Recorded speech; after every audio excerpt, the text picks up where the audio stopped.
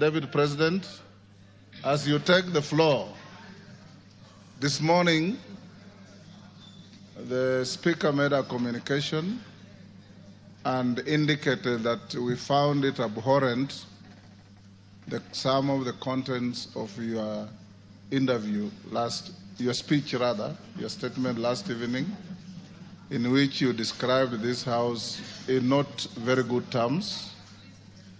We also indicated that the rules of this House preclude matters pending before the House from being canvassed in other fora, particularly by members of the House, and to an extent of broad interpretation of the standing orders, a person who is subject to the motion going on in the House. It is spilled milk, it's water under the bridge. You said what you said, but it is only fair that, being an immediate former member of this House, that you exercise your conscience to hold as to whether this is a theater of the absurd or is an honorable National Assembly of the Republic of Kenya. You may start by addressing that. Thank you very much, Honorable Speaker. And thank you, the honorable members present, for according me this opportunity to prosecute the matter before us. Mr. Speaker, sir, I have tremendous respect for this great institution, having served here for 5 years between 2017 and 2022, and I appear here in a very nostalgic moment that I'm back in the House where I stayed for 5 years, despite the fact that I've come under difficult circumstances. Mr. Speaker,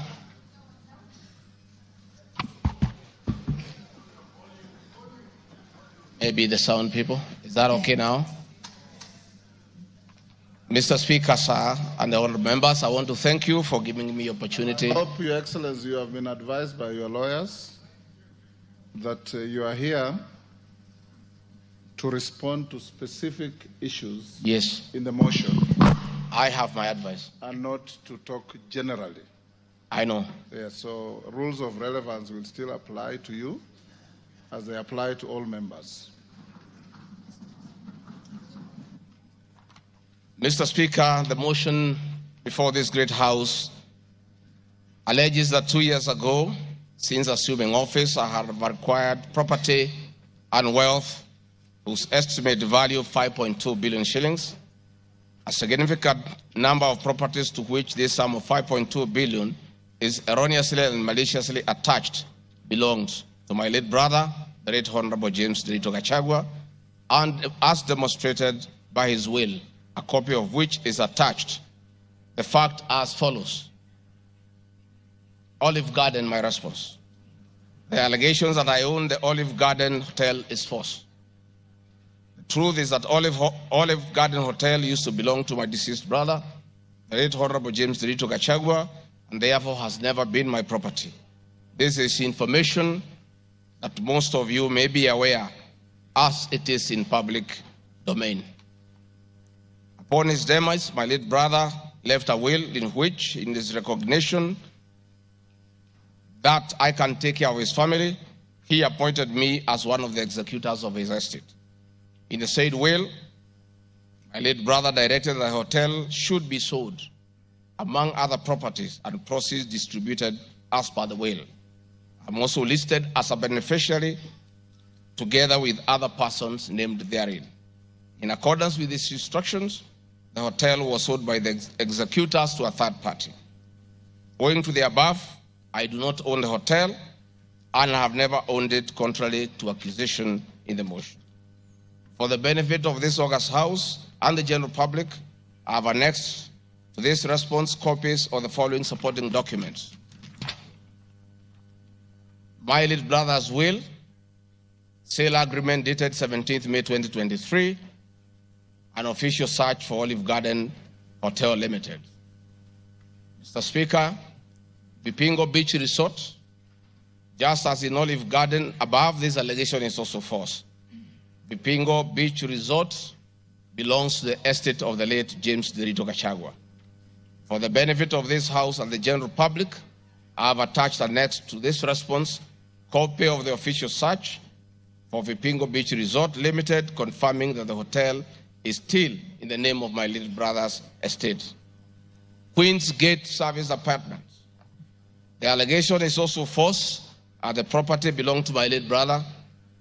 Queen's Gate Service Apartments, registered in the name of Vipingo Beach Resort Limited, was sold to Cooperative Bank of Kenya Limited, Staff Retirement Benefits Scheme, as evidenced by the agreement for this dated 4th May 2022 and a transfer dated 5th October 2022, marked Annex RG6. Land Parcel Ruguru Kiamariga 2023 in Madeira East constituency, which have originally constructed a helicopter landing facility. My response is, I do confirm that I own the above referenced property, which is approximately 2.5 acres in size, and which I have planted napier grass for my dairy cows.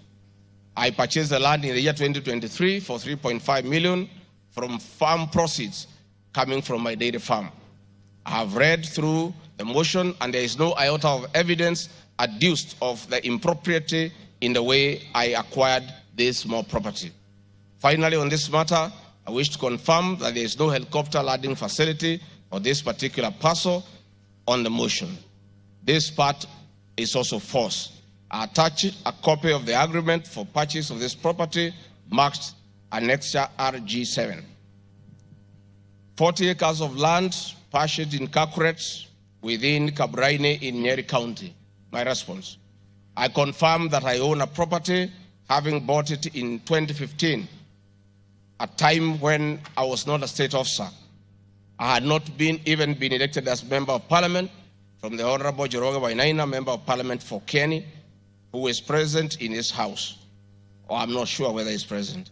Therefore, this property I purchased 10 years ago, and not 2 years ago during my tenure as Deputy President, and as indicated in the motion, the allegation is false. I have read through the motion, and there is no iota of evidence adduced of any impropriety in the way I acquired this property. For the benefit of this August House and the general public, I have annexed to this response copy of the agreement for sale and purchase of this property, marked as Annexure RG8. 80 acres of land in Meru County. For the record, I wish to confirm that I do not own 80 acres of land in Meru. This allegation is false. However, in the spirit of full disclosure, I would like to confirm that I have purchased 29 acres of land in Meru, the land of my mother, which I bought on around 9 February 2024 through a loan granted to me by Solution Circle Limited, which I am a member. This said circle has a charge registered against the title, which it continues to hold as security until I fully repay the loan.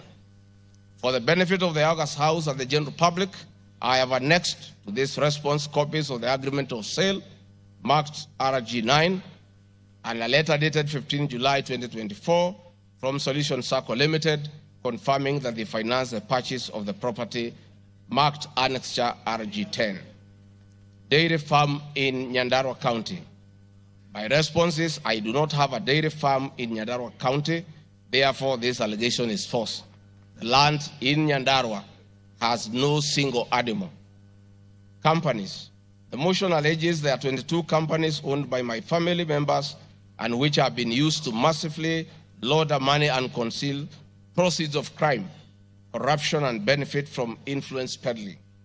My response is, the mover of the motion has listed the 22 companies associated with me and has alleged that they have been used to massively launder money and conceal proceeds of crime, corruption, and benefit from influence peddling.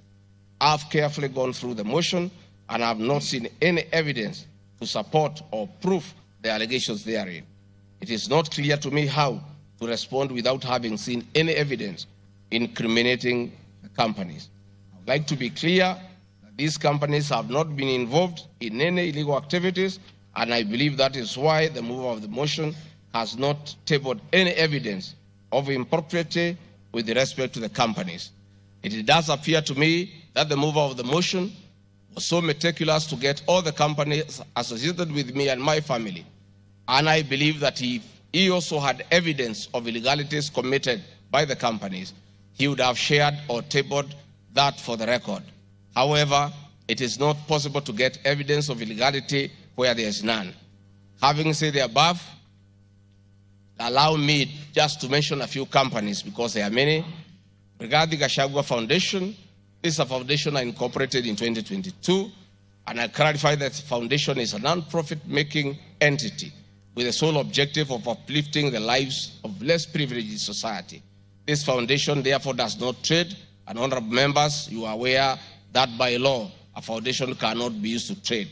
Since incorporation, the foundation has received a total of 12 million shillings, which has been utilized as per the schedule marked Annex RG 11, which is paying school fees for children in Pwani University and other universities across the country. Dorcas regarding foundation, because she is not here to defend herself, this is a foundation founded by my wife, Pastor Dorcas, incorporated immediately we came into office as a non-profit making entity for the sole purpose of rehabilitation of drug addicts, widows, single mothers, and orphans. A brief write-up of this foundation, together with its achievements, is annexed herewith as Annexure RG 12. It is in public domain that Pastor Dorcas have been around the country doing work of rehabilitating drug addicts and helping others who have challenges. There are many other companies that are here that I don't, because this is a house of record, I don't want to bother the members of parliament of going through all of them. I want to probably only talk about Wamunyoro Investments Limited, named after my village in Wamunyoro. This company was incorporated 21 years ago before I became deputy president, and it's a company that holds family property.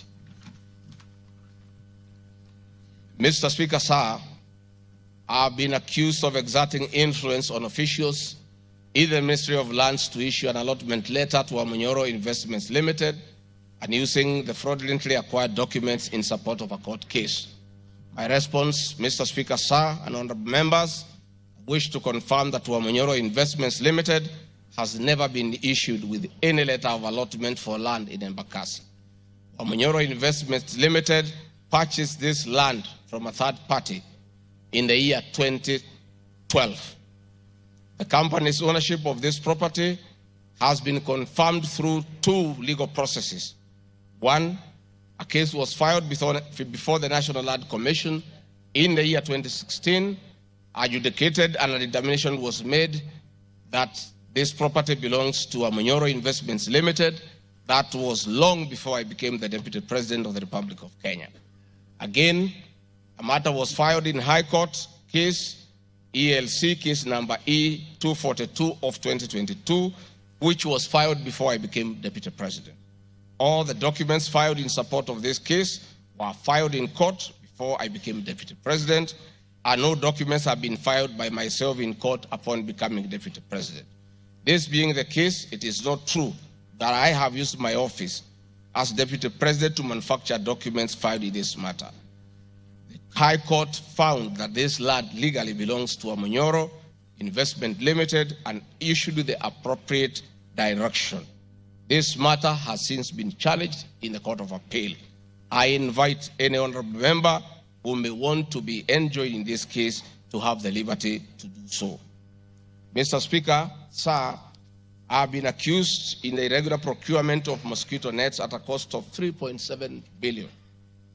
In response to paragraph 45 of ground 7 at page 23 and 42, paragraph 78 and ground 11 and page 36, 37 or 42 of the impeachment motion, I wish to respond as follows.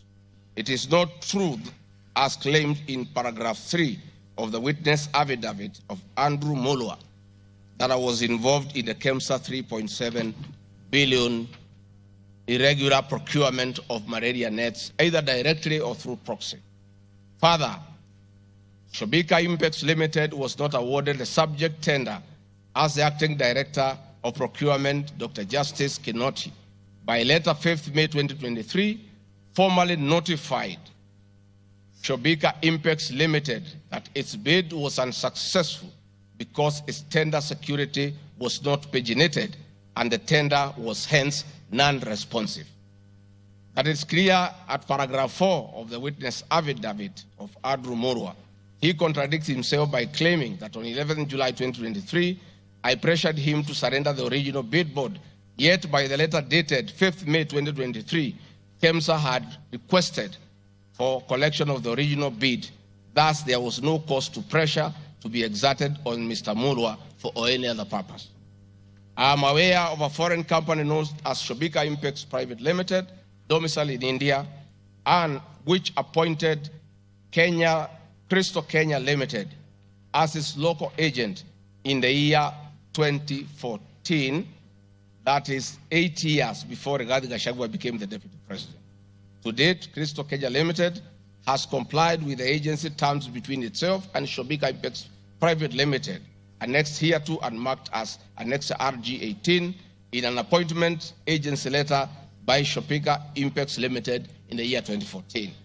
Sometime in 2023, Kenya Medical Supplies Authority advertised tender number GF-ATM MOL NFM 2022-2023 for supply of long-lasting insecticidal nets using the international open tendering method of procurement on behalf of the Global Fund. The monies for supply of the nets, as per my understanding, was a pure grant from the Global Fund. I am aware that Shobika Impex Limited still participates in doing business with and has not been debarred by the Global Fund to date. I believe being technically qualified to provide and deliver the goods subject of the tender document, having the financial ability to do so, and without their participation or assistance from Crystal Kenya Limited, Shobika Impex Private Limited independently participated and submitted in its bid in response to the subject tender pursuant to an invitation by KEMSA. Having not participated in the subject tender, Crystal Kenya Limited did not submit any of the documents in response to the subject tender. Specifically, Crystal Kenya Limited did not submit a bid board or tender security in its name in response to the subject tender. It is therefore not true that Crystal Kenya submitted a fake bid board with an intention to fraudulently acquire public property. It is also not true that with my sons I used Crystal Kenya to massively launder money, conceal proceeds of crime, engage in corruption, and benefit from influence peddling. Subsequently, by the letter 5th May 2023, KEMSA notified Shobika Impex Limited that it was not successful because the tender security was not paginated and requested Shobika Impex Private Limited to collect its bid security from the procurement office immediately. Annexed hereto and marked Annex RG19 is a said letter by KEMSA dated 5th May 2023. However, EACC commenced investigations of the subject tender, and on conclusion of the investigation by EACC and the Senate on the subject tender, KEMSA CEO Terry Ramadhani, who had been suspended on this issue, was appointed Kenya's Deputy High Commissioner in New Delhi, India by President William Ruto. Thereafter, Crystal Kenya Limited, a Shobika Impex Limited agent in Kenya, followed up in the release of Shobika Impex Private Limited's bid board tender security on behalf of Shobika. Annexed hereto and marked Annexure RG20 is an email from Shobika Impex Private Limited email addressed to Crystal Kenya Limited, together with a letter of even date confirming that Crystal Kenya Limited had authority to collect their bid board. KEMSA was mandated to immediately release the bid board tender security upon determining that Shobika Impex Private Limited was unsuccessful in the subject tender, and that is why they requested that the same be collected from its procurement office. KEMSA did so, as can be seen in its letter dated 11 July 2023, annexed hereto and marked Annexure RG21 in the said letter by KEMSA dated 11 July 2023.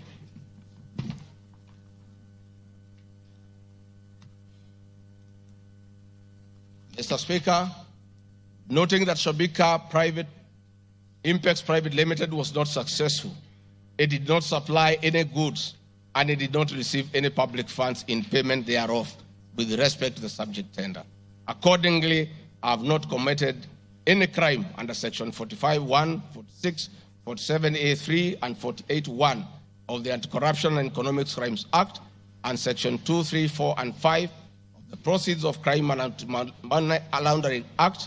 Further, I have not breached Section 34 of the Leadership and Integrity Act, for I did not bully any state or public officer with respect to the subject tender, and specifically, no evidence has been tendered to support the allegation at paragraph 78C of ground 11 at page 37 or 42 of the motion, which alleges that I summoned procurement officers in ministries and institutions, instructing them to direct procurement of goods and services in a specific manner.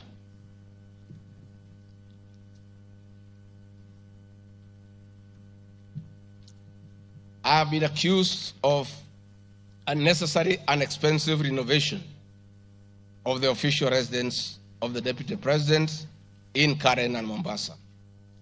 Mr. Speaker, firstly, I would like to state that funds for the renovation of the official residence were approved and allocated by this Honorable House based on the fact that the premises had been neglected for a very long time when Dr. William Ruto was Deputy President. It cannot be fair that this House would proceed to impeach me because of an action that these honorable members have approved by way of appropriating monies for their renovations. Mr. Speaker, the contract for the refurbishment of the official residence of the Deputy President, dated 22nd December 2022, was signed by Honorable Katole Metito, the Controller of State House, Office of the President, and Agrobic Investment Limited that was awarded the tender, because the Controller of State House at that time was the accounting officer in charge of the Office of the Deputy President. The report of the Auditor General, Mrs. Nancy Gadongo, dated 24th January 2024, on the Executive Office of the President for the year ended 30th June 2023, gave the opinion confirming that due compliance with the Public Finance Management Act 2012, the report is annexed herewith and marks as Annex RG 23.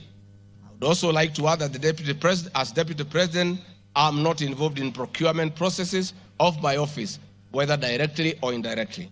I would also like to state that I do not know the company, Agropric Investments Limited, which undertook the renovations.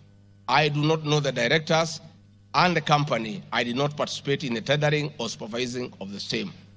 The motion dated 26 September 2024 alleges that on 29th January 2023, 45 million Kenya shillings was transferred to Bayani Enterprises Limited, which is alleged to be a special purpose vehicle used by me to save on public funds.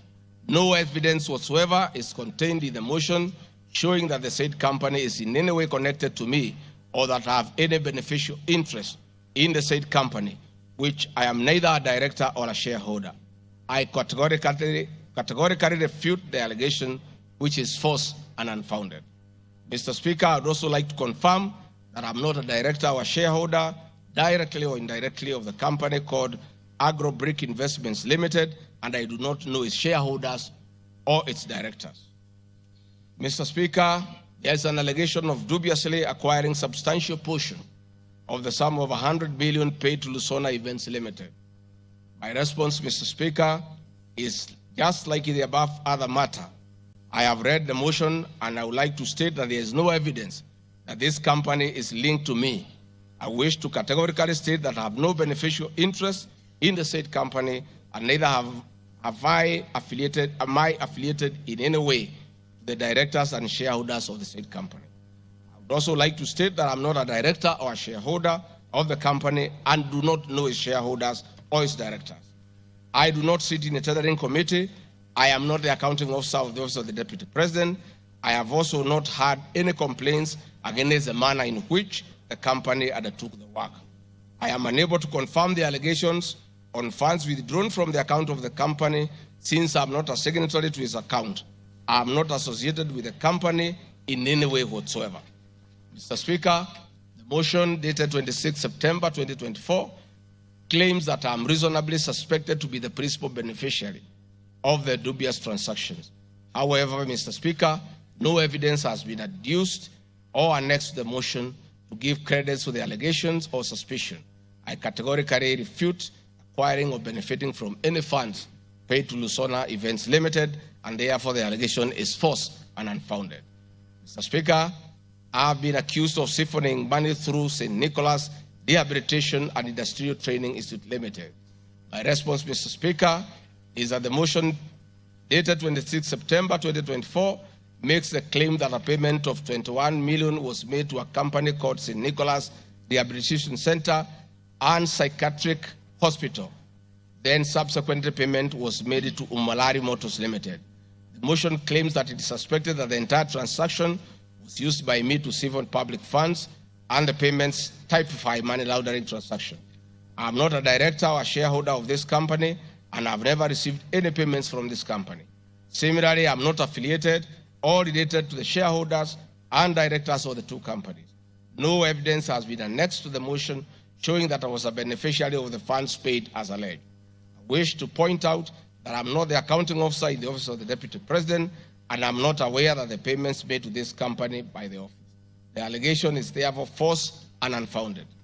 Mr. Speaker, there is an accusation of alleged sensational but false accusations against the Honorable Lady Justice Esther Maina. My response, Mr. Speaker, it is alleged in the special notice motion on ground 4 on page 14 at a gross violation of the Constitution that I publicly attacked the Honorable Lady Justice Esther Maina and forcefully threatened to bring action against her. First, Article 160, Sub-Article 5 of the Constitution provides that the judge cannot be found liable in a court of law for actions taken in good faith in lawful performance of their work. This provision is not a bar on freedom of expression guaranteed at Article 33 of the Constitution, nor a bar of the right to seek redress for legal wrongs simply because a wrong is committed by a judge. They exit multiple legal fora in which to take action against a judge for any actions that are not lawful. My statements were protected speech consequent to a decision by the learned judge in a matter involving my personal assets, which I disagreed with and found to be wholly unfair. The matter having been concluded at that stage, my criticism of the decision was not sub judice, nor in any manner prohibited by law. While I respected the ruling of the learned judge, I was in absolute disagreement with it. Contrary to the assertions in the special motion, I did not falsely threaten to bring action against the learned judge.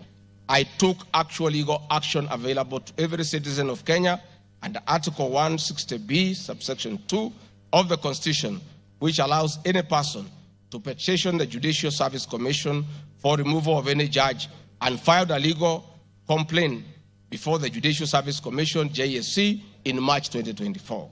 The complaint being live before JSC, discussion of the conduct of the learned judge in the said manner here would be sub judice. A copy of the complaint is annexed herewith and marked Annexure RG 24.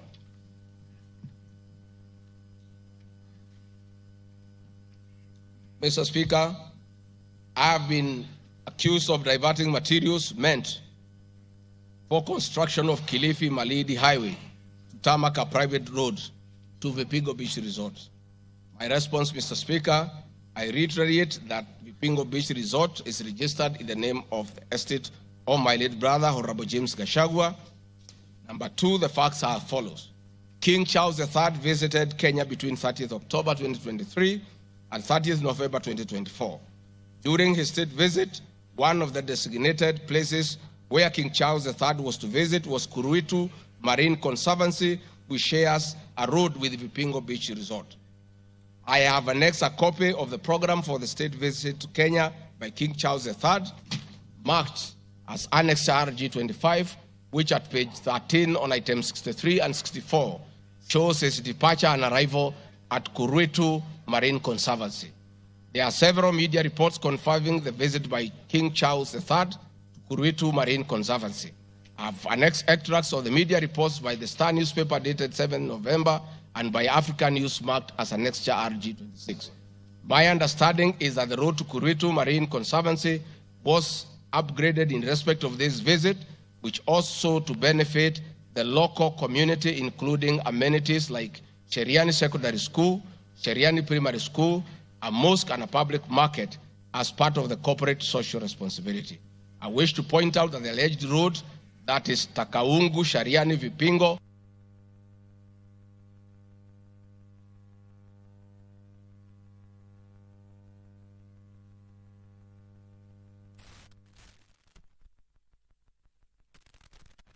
of undermining the president and the cabinet by allegedly making contradictory public statements from the position taken by cabinet regarding the evacuation of the people residing along the Nairobi River. My response, Mr. Speaker, is that Article 147 of the Constitution provides that the Deputy President shall be the principal assistant of the President and shall deputize the President in execution of the President's functions. Article 28, which states that every person has inherent dignity and the right to have the dignity respected and protected. Article 29C, Mr. Speaker, states that every person has the right to freedom and security of the person, which includes the right not to be subjected to any form of violence or private sources. Section 15G1 of the Land Act states that notwithstanding any provision to the contrary in this act or in any other written law, all eviction shall be carried out in a strict accordance with the following procedure. Be preceded by proper identification of this taking part in eviction or demolitions.